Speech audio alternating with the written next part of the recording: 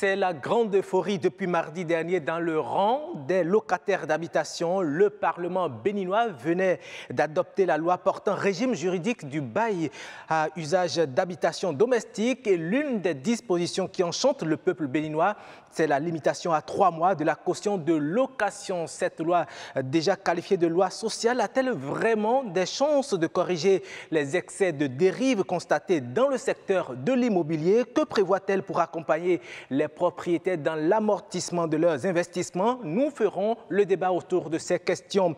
Et puis le e-visa officiellement lancé s'invite également dans cette émission. Quel sera son apport à l'économie touristique? Comment fonctionne la plateforme? Nous aurons des explications dans cette émission. Mesdames et messieurs, c'est un plaisir d'être des vôtres. Bienvenue à Wikeko que nous démarrons par le mini-journal que nous présente Estelle L'Espérance Oropazo.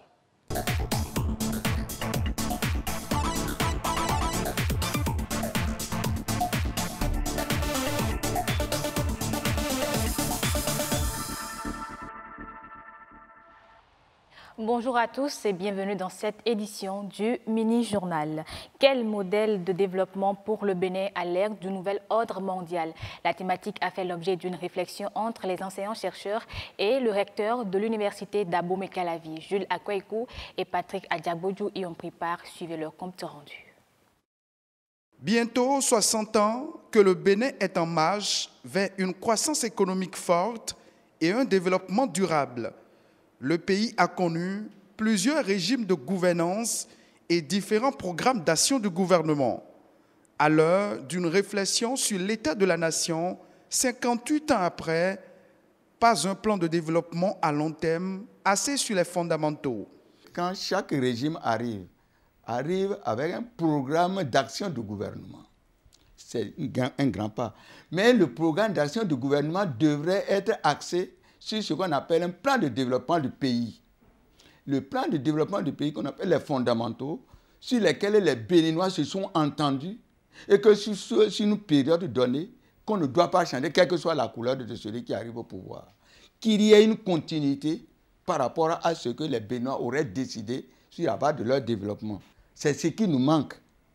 Pour parer à l'urgence, il faut éclairer davantage les décideurs et gouvernants sur les mots qui minent le développement du Bénin. Éclairer le décideur. Parce que c'est sur la base de ces résultats de recherche dans tous les domaines qu'on va pouvoir mettre à la disposition du décideur. Qui est le décideur? C'est celui qu'à un moment donné, le peuple a choisi comme président de la République. Et le décideur, c'est qui? C'est l'Assemblée nationale. Ceux qui décident au nom du pays. Or, celui qui décide n'a pas toujours la science infuse. Il a besoin d'être éclairé. L'université d'Abomey-Calavi s'engage dans une dynamique scientifique. Elle ouvre ses portes à tous ceux qui ont envie de partager avec la communauté universitaire le fruit de leur réflexion sur les problématiques de développement du Bénin. Combien aujourd'hui, sur le plan national, ont une idée très claire des productions scientifiques intellectuelles que nous faisons chaque année. Voilà pourquoi nous voulons corriger cet état de fait, qu'on puisse entendre les universitaires sur les grandes questions qui interpellent le pays, les citoyens, les grands problèmes de la nation. Doivent pouvoir nous entendre. C'est pour cela que l'équipe rectorale a pris note de service en bonne et due forme pour ouvrir le cadre de l'IAC à tout grand conférencier, à tous ceux qui ont quelque chose à partager avec la communauté universitaire. Parce qu'il s'agit de former des ressources humaines de qualité. L'université est un lieu de réflexion, c'est un lieu de recherche. L'université, elle est ouverte sur la société. Tout le monde est invité à venir partager avec nous, avec le pays, ce qu'il a comme appréhension, ce qu'il a comme préoccupation et ce qu'il propose comme solution pour relever les nombreux défis qui sont les nôtres. Le développement durable du Bénin est encore possible, mais à un seul prix. Asseoir un nouveau modèle de développement à long terme qui tienne compte des profondes aspirations de développement des populations. C'est le vœu des universitaires. Au port autonome de Cotonou, la gestion des camions est désormais régie autrement.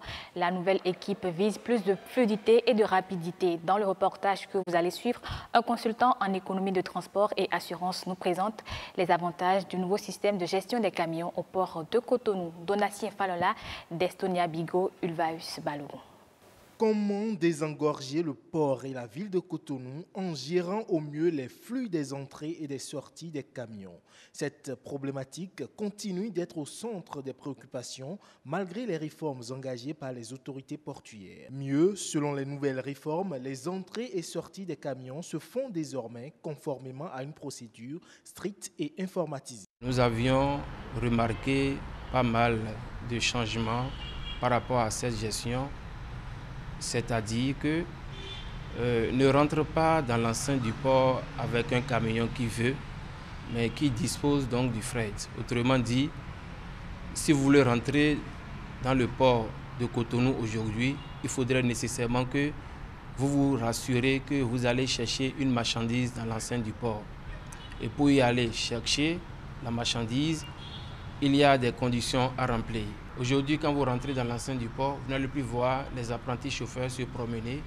Vous n'allez plus voir un camion qui rentre dans l'enceinte du port sous prétexte qu'il va peut-être errer dans les airs du port. Un protocole simplifié, informatisé qui fait école dans la sous-région avec comme principe l'utilisation des titres d'accès pour pouvoir accéder à l'enceinte portuaire. Un énorme pas vers la décongestion, mais des goulots d'étranglement persistent. Quand il reste à faire, c'est que rien n'est encore fait. Vous savez, c'est dans le but toujours d'améliorer les choses. Mais ceci étant, nous sommes confrontés à des difficultés. Il y a d'abord des difficultés d'ordre informatique.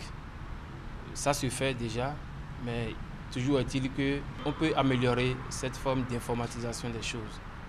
S'il est vrai que le port autonome de Cotonou est un instrument important pour la promotion de l'économie du Bénin, un bon suivi du flux généré par les opérations de chargement et de déchargement des camions s'avère donc indispensable.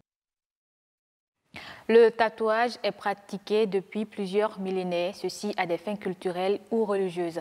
Mais le constat aujourd'hui, c'est que la mode s'en accapare et au Bénin, la pratique gagne du terrain et suscite beaucoup d'intérêt. Anthony Alaka et Jennifer Satifi.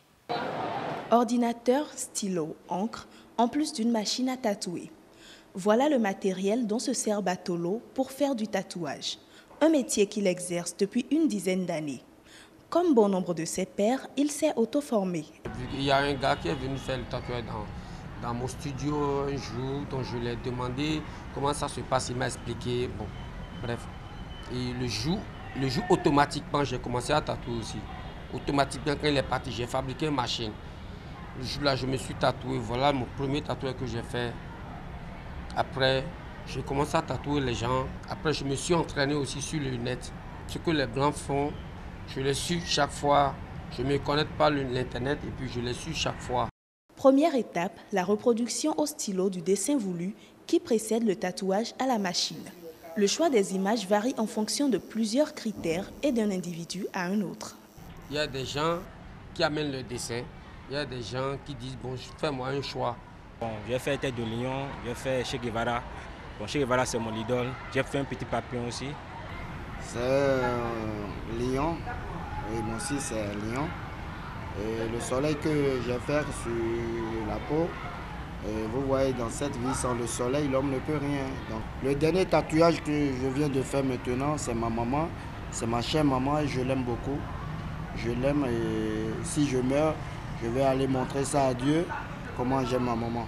Pour ceux qui l'ont adopté, le tatouage est avant tout une forme d'expression.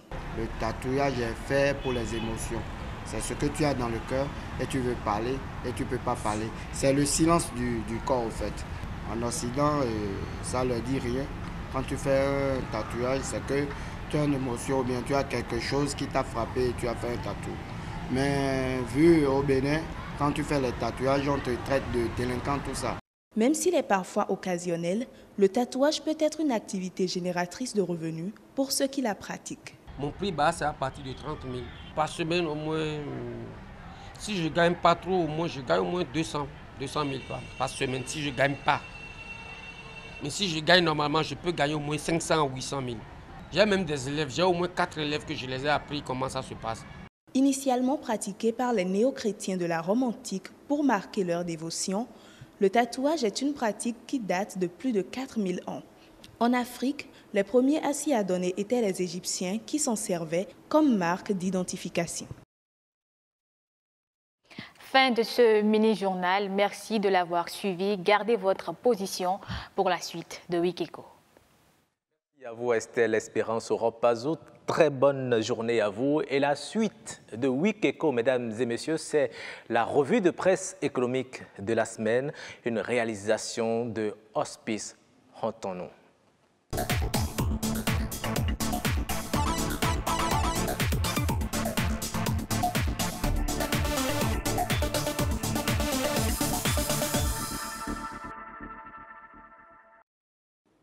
Amis de Wikeko et inconditionnels de la revue de presse économique, bonjour.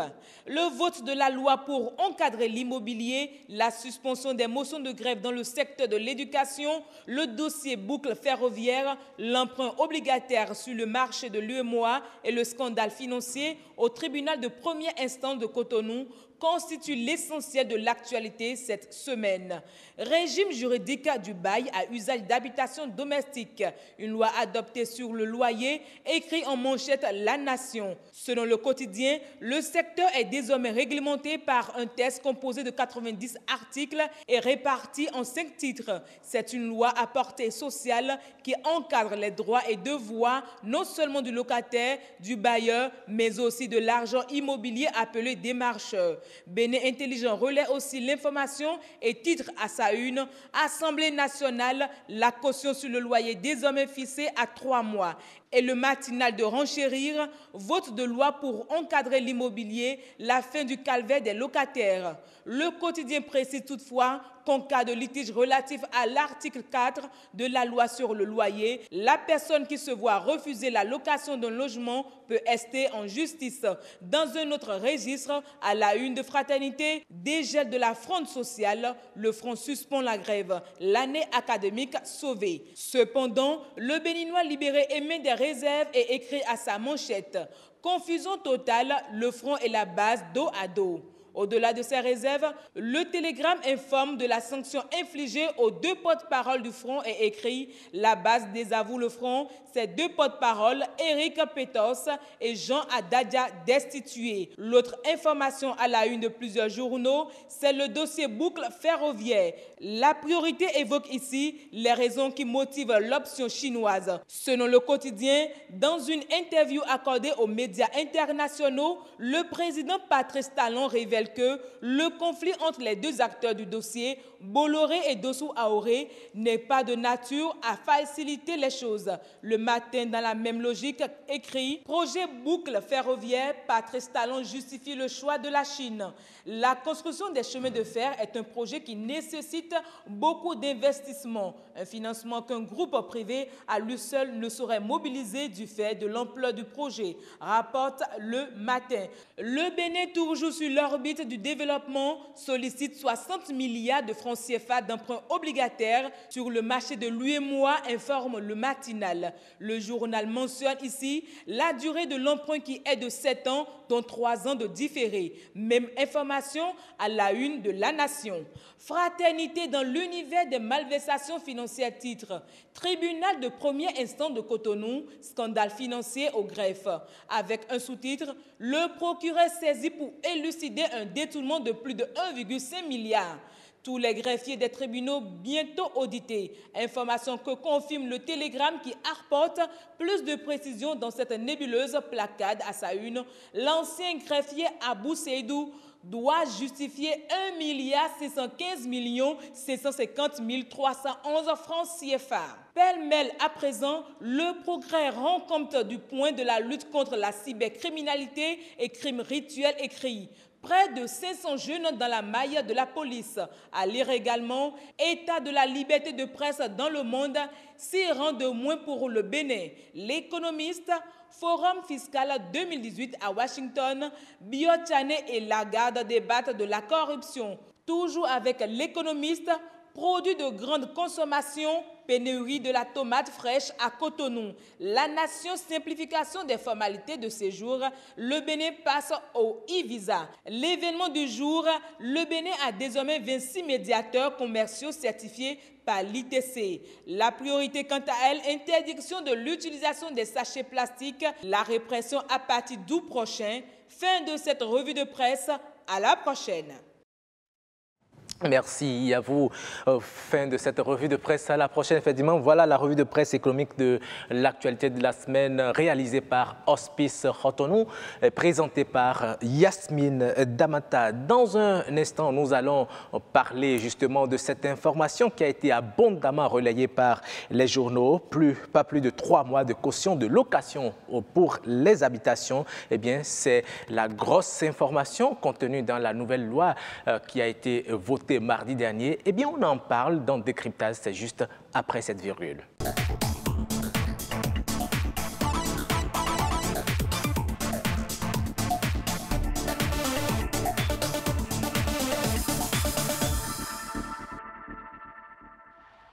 Gédéon Vegba, bonjour. Bonjour. La pleine forme? Très informé. Je rappelle que Gédéon Vegba est journaliste au service de l'information de la Radio Nationale. Merci d'avoir répondu présent à cette invitation pour décrypter cette actualité en face de vous. Ulvaïus Balogun. Bonjour Ulvaïus. Bonjour. La pleine forme aussi. Toujours. Hein. Voilà, vous êtes journaliste à BB24. Dites-nous, vous réjouissez aussi de cette loi qui a été votée par les députés à l'Assemblée nationale mardi dernier qui réglemente désormais le secteur de l'immobilier. Tout à fait, tout à fait. Comme tout bon locataire, on ne peut que s'en réjouir parce qu'on sait qu'on est dans un contexte où le propriétaire peut se permettre aujourd'hui de fixer la caution telle qu'il veut. Il n'y a pas de réglementation en la matière. On a vu des gens louer des maisons, des chambres ici où on leur a demandé presque 1 an d'avance. Alors vous imaginez qu'est-ce que le Béninois gagne pour payer 1 an d'avance. Donc 3 mois d'avance, je pense que c'est raisonnable. Et pour tout locataire, hein, c'est une bonne nouvelle. D'accord, une bonne nouvelle. Gédéon Vegba, vous pensez, comme l'ont relayé certains journaux, que c'est déjà la fin du calvaire des locataires au Bénin? Je pense que c'est trop tôt pour se réjouir, hein, comme il a dit. Il est trop tôt pour se réjouir parce qu'une chose est de voter la loi et l'autre est de l'appliquer. Maintenant, on peut déjà saluer cette volonté, ou moins cette décision des députés d'atténuer un peu la souffrance des populations.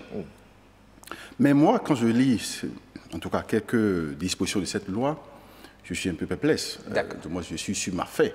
Parce que tel que c'est conçu, on dirait qu'on est en Europe, nous sommes en Afrique, au Bénin plus précisément.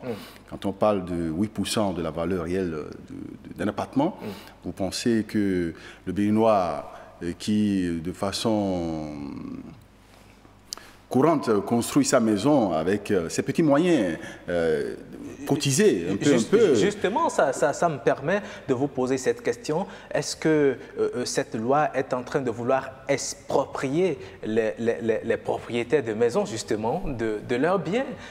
Parce qu'on dit que cette loi va permettre aux populations à faible revenu, en quête de location d'appartements, d'en jouir, et que c'est désormais cette loi qui va fixer les loyers et la caution à prendre.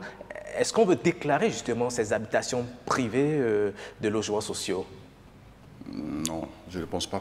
L'expropriation, c'est trop dit. Hein.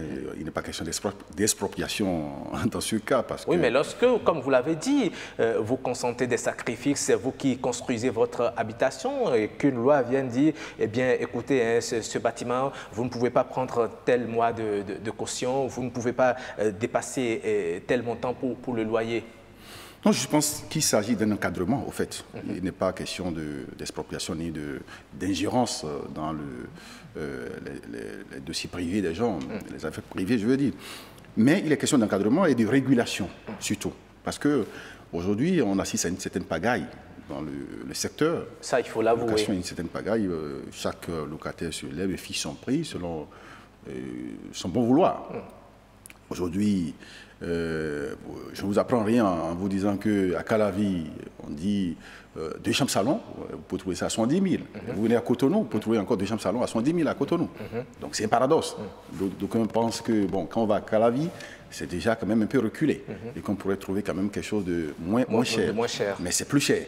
Mais aujourd'hui, Calavi est une cité dortoir. Aujourd'hui, la ville s'agrandit, il y a de belles maisons qui se construisent. Vous ne pensez pas que c'est l'une des raisons? Et aujourd'hui, il y a également le coût des matériaux de construction qui est de plus en plus élevé. Est-ce que, je viens à vous, hein, Gédéon Ulvaïus, est-ce que vous ne pensez pas que cette loi a déjà quelques imperfections qui vont permettre aux propriétaires de ne pas céder à ces injonctions? Tout à fait, je suis d'accord avec Gédéon quand il dit que l'applicabilité de cette loi risque de poser problème parce que pour l'instant, ce sont les locataires qui sont plutôt dans la joie parce que les propriétaires se retrouvent dans une situation où ils n'arrivent plus à contrôler ou plutôt ils n'arriveront plus à contrôler les prix qu'ils doivent fixer pour les loyers. Parce qu'avec la mise en place d'une commission, comme l'a prévu les députés, on risque d'en arriver... Une commission composée de 12 membres. De 12 membres, voilà. On risque d'en arriver à un stade où la commission devra dire aux propriétaires que pour un tel standing, voilà la fourchette qu'il faut respecter. Mais on ne prend pas au préalable la disposition pour savoir les matériaux pour construire. Est-ce que le coût sera allégé pour les propriétaires? Et ça, je pense que ça fera partie des mesures d'accompagnement que le gouvernement doit mettre en place. Mais je pense que le vote de cette loi, pour ma part, elle est bienvenue, mais elle semble un peu active. Parce que je me dis, on aurait peut-être pu, à la rigueur, penser, avant de voter cette loi, penser à une indexation un indice de référence des prix du loyer, c'est-à-dire fixer une fourchette pour toutes les locations, dire il y a une telle référence qu'on doit appliquer d'abord. Parce que si on n'arrive pas à avoir une référence, comment l'État peut-il faire pour contrôler les prix? Parce que les propriétaires seront obligés d'augmenter les prix à leur bon vouloir. On n'a fixé que les 3 mois de loyer, mais on n'a pas fixé le prix encore. Donc, pour un standing, pour une chambre de 25 000, si moi, propriétaire, j'estime que ma chambre qui était louée à 25 000 face à la loi, je loue désormais ma chambre à 50 000. Qu'est-ce que l'État fait en ce sens-là? On parle de caution, on dit que désormais, il ne faut pas plus de 3 mois de caution et que cette loi est une loi sociale qui va permettre justement aux populations à faible revenu d'avoir des locations. Des gens peuvent rester facilement en ville désormais. Est-ce que vous pensez qu'aujourd'hui, ça ne va pas ouvrir la porte à la grande corruption? Lorsque quelqu'un vient, il a envie de prendre votre location, par exemple, votre maison en location, et qu'il vous brandit les 3 mois de caution à payer, pendant que quelqu'un d'autre est là, qui est prêt à payer 6 mois, par exemple. Vous privilégiez, en tant que propriétaire, vous privilégiez qui? Non, moi je ne suis pas propriétaire, donc je ne suis pas en mesure de répondre. Non, si vous vous mettiez dans la peau d'un propriétaire. Non, je pense que... Comme je l'avais dit tout à l'heure, la loi ne vient pas régler tout. La loi vient un peu encadrer les choses et réguler un peu. Maintenant, dans la mise en œuvre, dans l'application de cette loi, il va falloir créer des conditions, comme il a dit, des conditions pour permettre aux propriétaires de pouvoir amortir leur investissement. Parce qu'il y a la question d'amortissement de l'investissement. Si je dépense 20 millions pour construire ma maison, et que j'ai fait un prêt à la banque, je suppose, et je dois payer une mensualité, tout à fait. Vous n'allez pas me dire que je ne vais pas faire mon calcul en fonction de ce que j'ai fait comme prêt et de la mensualité que je dois payer. Et une loi viendra me faire une injonction, mais ça, la loi sera là, et moi je ferai ce que je peux faire pour rembourser mon prêt. Parce que la plupart du temps, tout le monde n'a pas les moyens pour aller construire de ses propres fonds. On va faire des prêts, et puis bon, on a des échéanciers qu'il faut respecter. On amortit sur des années. Donc, une chose est de voter une loi et l'autre chose est de prévoir d'autres conditions pour accompagner. Et en l'occurrence, les intrants qui entrent dans la construction, quand on parle du ciment, du sable, du fer et autres, vous voulez dire qu'il faut les prix ne sont pas maîtrisés. Donc il y a une inflation. Justement, vous pensez que... actuellement, l'inflation concerne le ciment. Heureusement, les députés ont sommé le gouvernement de mettre de l'ordre et désormais, le prix du ciment, la tonne est à 66 000 francs CFA. Bon, c'est un vœu. Pour l'instant, c'est le vœu des députés. Ils souhaitent que le gouvernement régule le secteur. Mais à ce jour, ce n'est pas encore fait. Donc, la pagaille continue. Chacun fixe son prix comme il veut. Tant que ce sera comme ça, on peut faire 20 000 lois. Ça ne changera rien. Je ne dis pas que la loi ne sera pas appliquée, ça sera appliqué. Maintenant, le propriétaire, comme je vous l'ai dit, quand il fait le point de son investissement et il connaît sa situation financière, ses engagements financiers, il ne veut pas dire qu'il va tenir compte des lois. Il fera en sorte pour respecter son engagement vis-à-vis de sa banque. Dites-moi, vous savez, généralement... Si vous permettez, j'allais revenir sur l'aspect que vous avez évoqué tout à l'heure avec Gédéon. Je pense que dans les dispositions de la loi, il est prévu quand même que le bailleur ne peut pas refuser de louer. Peu importe la situation matrimoniale, l'ethnie, il ne peut pas refuser. Donc, quand tu es étranger, par exemple, comme vous l'avez évoqué, l'exemple que vous avez évoqué tout à l'heure, quelqu'un vient avec les 3 mois cash et veut payer alors qu'il y a quelqu'un d'autre qui n'a pas. La loi, en tout cas pour l'instant dans les dispositions, prévoit que quand vous êtes locataire, que vous vous retrouvez dans une telle situation, vous pouvez rester en justice. Et je pense que la commission qui sera mise en place... Mais si vous restez en justice et que je réponds, le propriétaire peut dire, écoutez, celui, c'est pas à vous, il peut s'entendre avec celui qui est prêt à payer les 6 mois et sur papier, ils vont signer les 3 mois et puis les 6 autres mois seront... Si c'est vérifié que vous avez été victime de cela, je pense qu'il doit y avoir des sanctions qui sont prévues. Parce que, bon, l'exemple, il y a eu des exemples de ce genre-là dans d'autres pays. Oui, justement. Quand même, on a vu... Il y a même un téléspectateur qui m'envoie un message, il dit au Sénégal, une pareille loi votée en 2015 a été assortie de peines, d'amende et de prison. Rapidement, le problème de loyer a été un peu résorbé à Dakar. La possibilité a été donnée aux citoyens de saisir le procureur. Tout à fait. Vous y étiez d'ailleurs, vous étiez à Dakar au moment où cette loi a été votée. Et je dois vous dire que...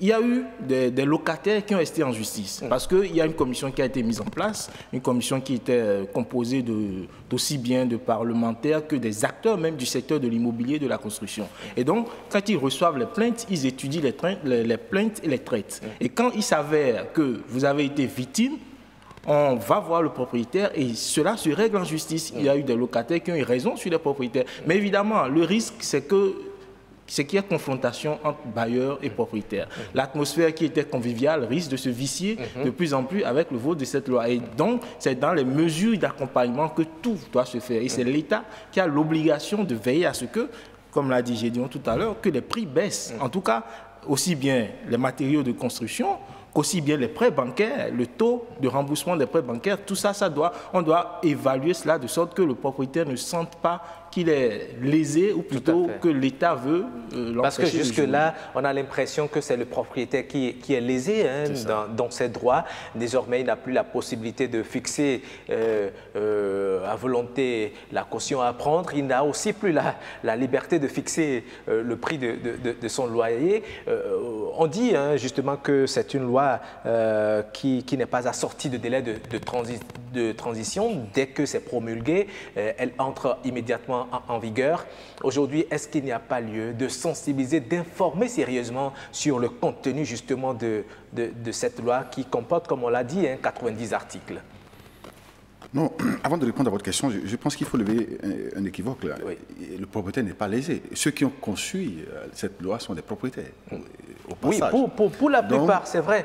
Vous dites qu'ils ne sont pas lésés. Vous savez, si on fait un petit calcul, par exemple, quelqu'un qui a un immeuble qui lui a coûté, par exemple, 20 millions, le loyer annuel sera de 6 millions. Si on applique les 8%, 1 600 000, ce qui veut dire que le loyer mensuel... 1 660 000, je crois, non, 8%. Non, 8% sur 20 millions, ça fait 1 600 000. Vous voyez, le loyer sera à 133 000 francs. Vous pensez que tout le monde a aujourd'hui la possibilité d'aller payer 133 000 francs de loyer aujourd'hui? De quel salaire? C'est pour ça que je vous dis que ceux qui ont conçu cette loi, la plupart sont des propriétaires. La plupart. Donc, ils savent qu'ils ne peuvent pas faire une loi pour les autres. Eh bien, ils sont aussi là, concernés. Donc, on n'a pas encore eu le temps de dépouiller cette loi-là, de lire de fond en comble toutes les dispositions de cette loi. Mais une chose est claire, ils ne vont pas se faire léser eux-mêmes, ça c'est une évidence. Je dis, ils sont propriétaires, ils sont propriétaires et propriétaires de location. Donc, ceci dit, par rapport à la vulgarisation de la loi, je pense que c'est indispensable. Parce qu'aujourd'hui, il est d'une évidence que les populations, à la base, ne comprennent pas grand-chose de ces choses-là, de ces différentes lois. Oui, tout ce qu'elle retient aujourd'hui, c'est que la fonction est limitée à 3 mois.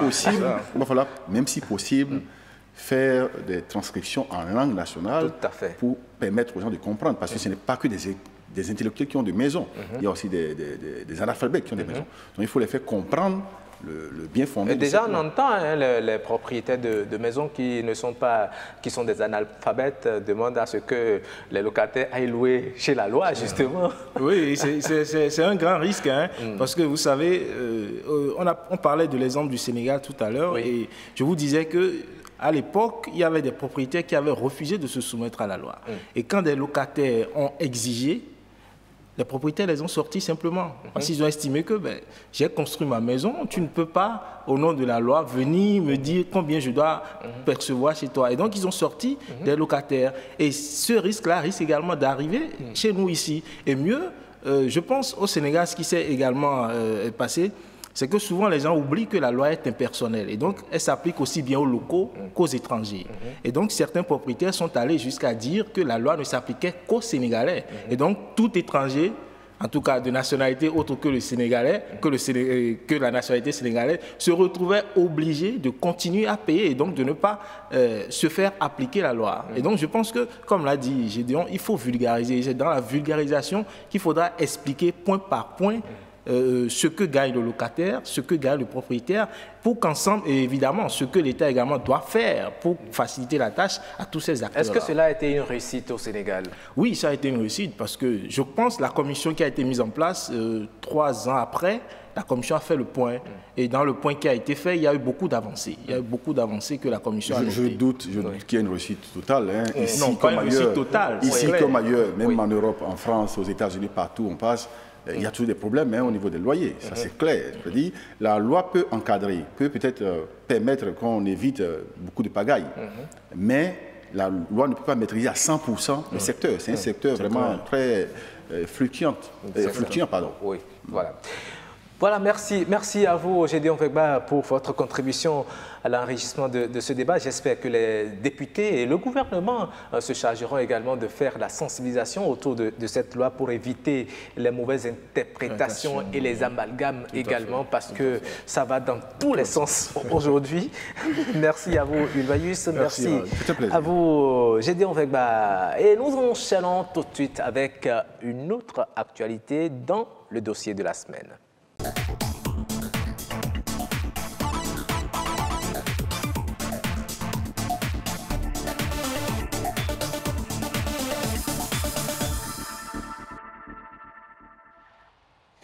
Plus nécessaire de se rendre dans une représentation diplomatique du Bénin avant de se faire délivrer un visa. Le gouvernement béninois simplifie les choses et il est désormais possible d'en faire la demande en ligne et de l'avoir. Quelles sont les mesures de sécurité qui entourent aujourd'hui le e-visa? Quel sera l'impact du e-visa sur l'économie et le tourisme? Eh bien, on en parle sur cette émission. Mais avant, je vous invite à suivre ce reportage de Rodrigue Babagweto. Après l'exemption du visa pour Africains désireux de se rendre au Bénin, c'est au tour du visa électronique de voir le jour. Le e-visa, c'est, comme vous pouvez le constater, il y a le mot visa et préfixé du mot « et », qui veut dire que c'est une manière d'obtenir le visa en ligne de façon électronique. Le visa d'entrée au Bénin, de par le passé, s'obtenait à l'extérieur dans les représentations diplomatiques. Dans certaines représentations, il faut d'abord une lettre d'invitation.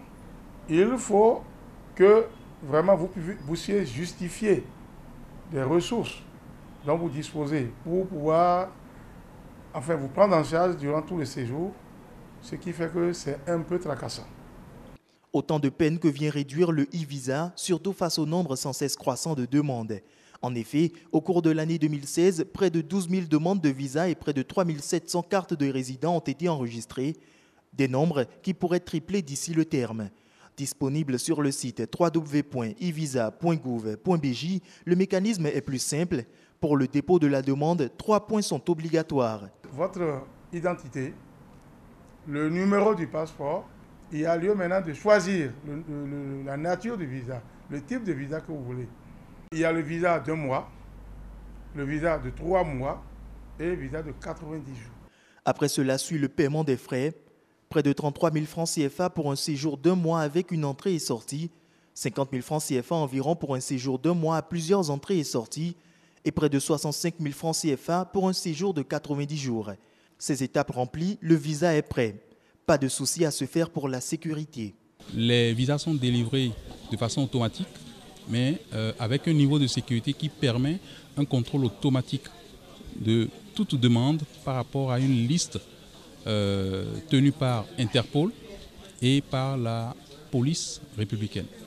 C'est une plateforme qui a été testée, dont on a éprouvé le niveau de sécurité, de résilience, de résistance aux attaques et de disponibilité.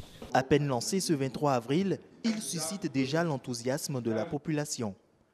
Je dois avouer que c'était quelque chose que nous attendions déjà depuis un moment pour faciliter l'entrée et la sortie du Bénin. Si on veut attirer du tourisme, comme c'est le but, c'est quelque chose qui est indiscutablement une très bonne chose à avoir implémenté à ce moment-ci. La direction de l'immigration et l'immigration a déjà enregistré 12 demandes. Ça, c'est le premier visa que nous avons enregistré hier et qui est déjà délivré. Il y a dans plusieurs pays où l'ambassade de Bénin n'est pas présente. Ce qu'il faut faire en ce moment, il faut se déplacer dans des pays franchement impossibles avant de le retrouver. Mais aujourd'hui, vous pouvez le retrouver n'importe où dans le monde. Cela voudrait dire que nous allons bientôt avoir assez. Pourquoi pas, comme dit le président du groupe de CTM, on va avoir les touristes par millions au Bénin. Le Bénin, qui veut devenir une terre d'attractivité économique, devient ainsi le 14e pays d'Afrique ayant opté pour le visa électronique. Merci à vous, Rodrigue Bebapeto, pour ce reportage. Et nous recevons notre invité déjà sur ce plateau. J'ai le plaisir de vous présenter le contrôleur général de police, César Abossaga, directeur de l'émigration et de l'immigration. Bonjour, mon contrôleur. Bonjour, monsieur le journaliste. Et merci, merci d'avoir accepté notre invitation. Merci également à votre ministre qui vous a permis d'être sur ce plateau.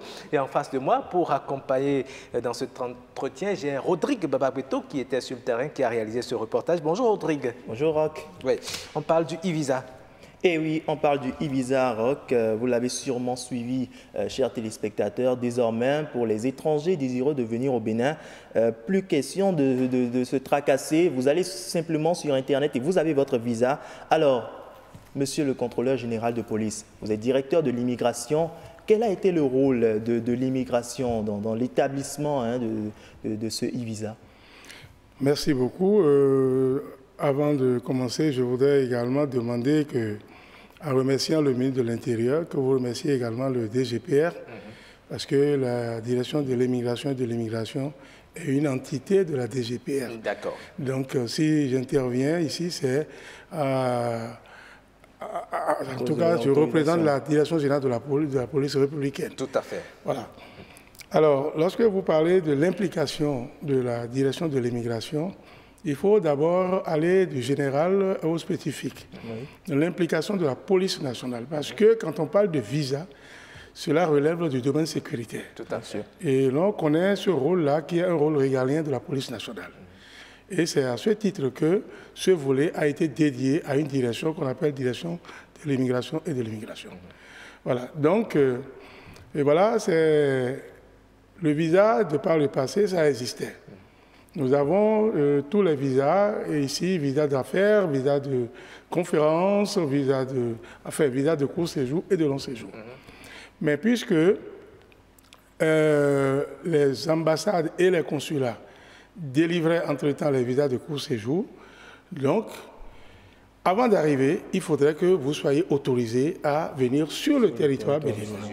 Et lorsque vous arrivez... Vous allez d'abord justifier aussi votre marge financière. Voilà, donc le visa, en termes simples, ce n'est qu'une autorisation que le Bénin donne à un étranger avant de fouler le sol béninois.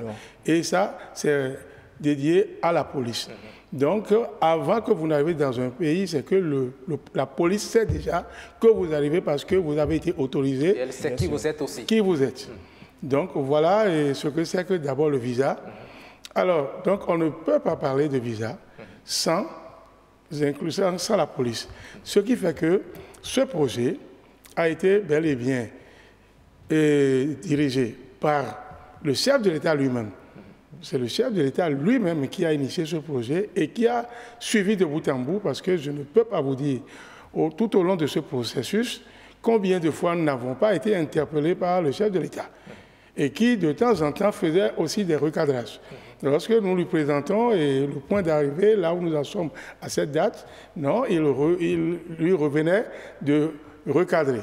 Donc, aujourd'hui, la police a suivi ce projet-là de bout en bout.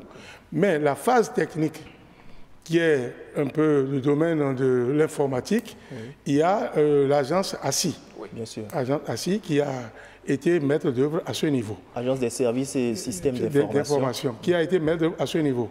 Mais quant au produit lui-même, je crois que ça a été dirigé par la police, suivi de bout en bout. D'accord, et justement, nous avons suivi le directeur de l'ASSI qui rassurait de la sécurité du e-visa. Alors, vous, à votre niveau, quels sont les moyens dont vous disposez pour vraiment assurer la sécurité de ce produit? Alors, merci beaucoup. Et traditionnellement, avec le visa classique, lorsque les gens, on accorde le visa, ils viennent dans le pays. Et c'est à l'aéroport que le tri se fait, le contrôle se fait. Mais avec le e-visa, c'est à double niveau. Lesquels? C'est à double niveau. Lorsque vous obtenez le visa, déjà au niveau du système, il y a l'Internet.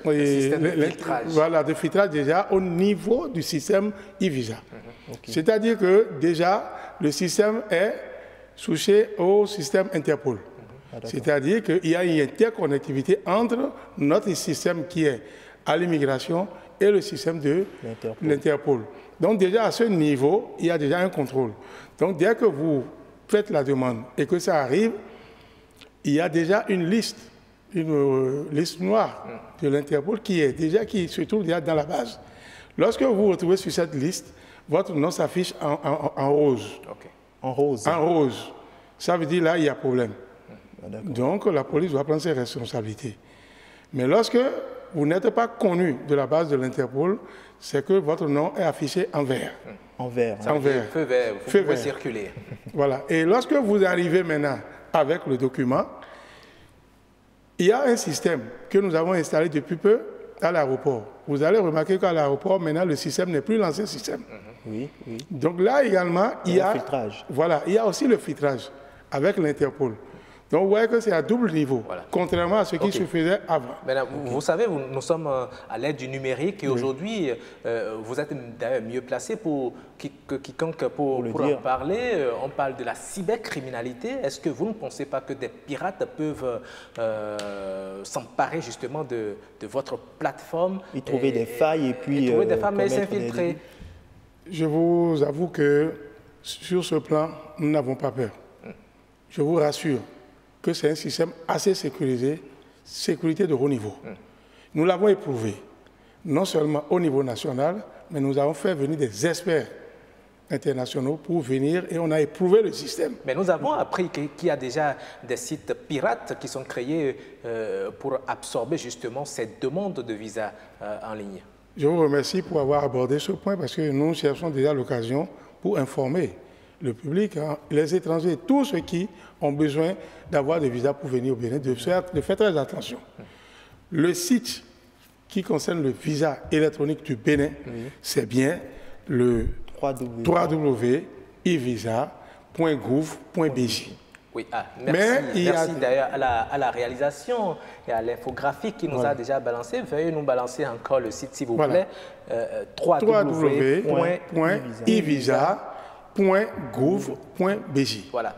Mais nous avons remarqué depuis le lancement de ce produit-là qu'il y a d'autres sites qui ne sont pas notre site à nous, qui présentent aussi le produit. Et nous avons été sur le site, on a exploré, on a constaté que c'est des gens qui ont créé ce site pour servir d'intermédiaire. C'est des démarcheurs. Donc, ce qui est à 50 €, sur leur site, ils ont mis à 89 €. C'est-à-dire que vous allez obtenir le visa, mais ils vous facturent le service. Est-ce que vous voyez, de 50 à 89 €, vous voyez la différence? C'est beaucoup. Or, nous avons essayé de rabaisser le coût pour pouvoir attirer les investisseurs. Et justement, à votre niveau, qu'est-ce que vous faites alors pour faire face à déjà ces sites malveillants? Je crois que c'est déjà porté à l'attention de ASSI. Et ils sont à pied d'œuvre pour prendre les mesures qui s'imposent. Et nous avons constaté que même s'il y a des actions à mener, l'action la plus importante, c'est de vulgariser notre site pour que les gens connaissent véritablement le vrai site. On le rappelle encore, c'est www.ivisa.gouv.bj. C'est ça, le site du gouvernement. Mais vous savez aujourd'hui, le visa est dématérialisé, c'est désormais en ligne.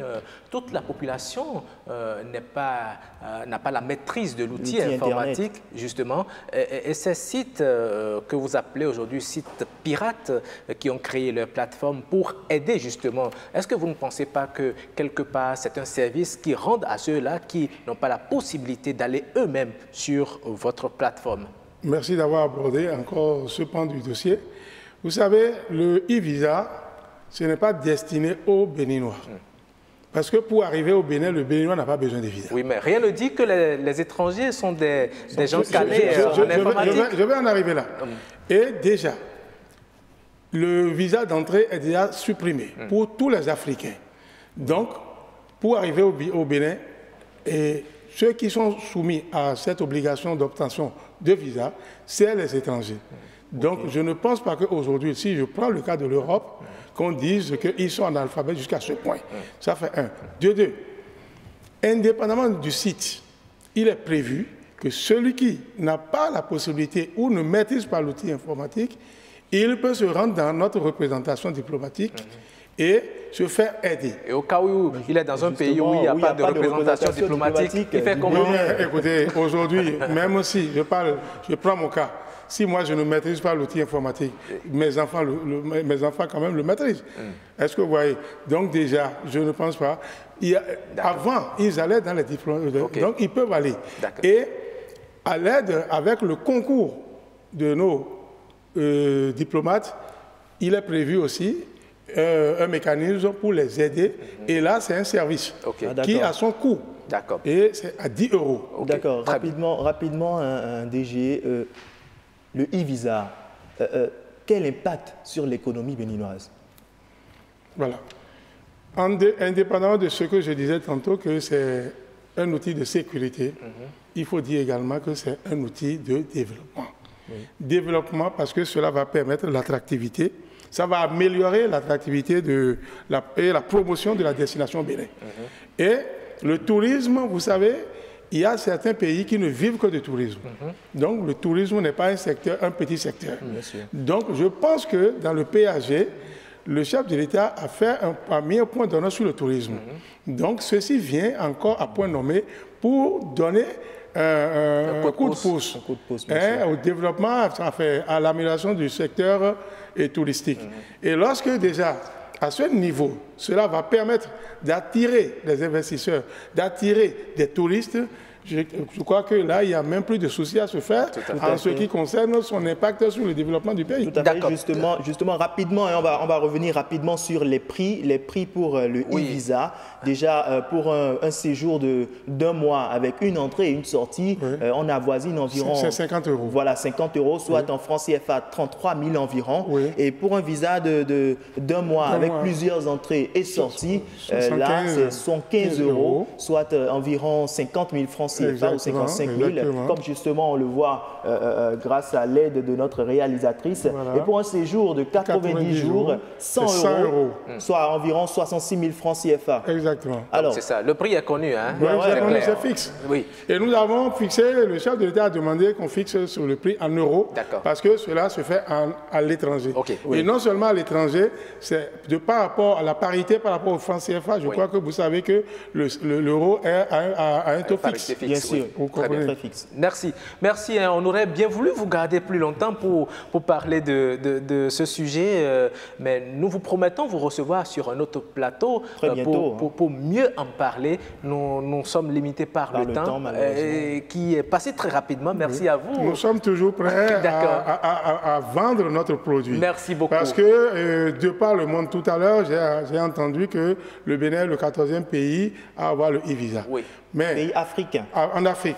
Mais le visa le plus simplifié, je crois que le Bénin doit être le premier. D'accord. C'est à l'honneur du Bénin, tout à fait. Merci à vous, contrôleur général de police, César Abou-Saga. Merci également de me renouveler votre disponibilité. Incessamment, vous serez sur un autre plateau pour revenir sur le sujet. Il le faut.